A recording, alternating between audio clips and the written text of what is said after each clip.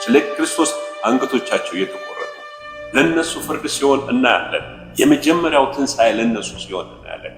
እዚህ ጋር ፍርድ የሚፈረድላቸው በሰባቱ ዓመት መከራ ውስጥ ነፍሳቸውን እስከ ሞት ድረስ ያልወደዱ አንገቶቻቸው የተሰየሙ ስለ እግዚአብሔር ቃልና ስለ ክርስቶስ ኢየሱስ የተሰዉ ናቸው። የመጀመሪያው ትንሣኤ ይላል። የመጀመሪያው ትንሣኤ ይላል።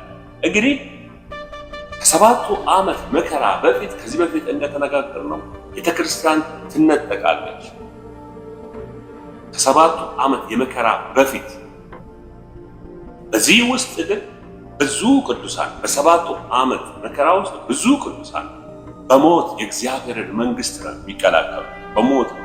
ምክንያቱም አውሬው ሐሰተኛው ክርስቶስና ሐሰተኛው ነቢያት ቅዱሳንን ይጨፈጭፋሉ፣ ይገላሉ። ስለ ክርስቶስ ብዙዎች ዋጋ ይከፍላሉ። ይሄ በዓለም ዙሪያ የሚሆን ነው። እስራኤልም በዓለም ዙሪያ የሚሆን ዚህን ወቅት ብዙዎች ተሰይፈው ነው ወደ እግዚአብሔር መንግስት የሚገቡ ሞተው ሳሉ።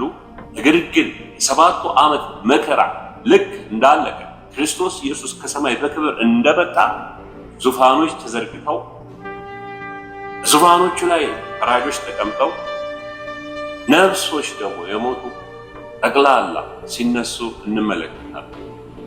የተሰዉ በሰባቱ ዓመት የመጀመሪያው ትንሣኤ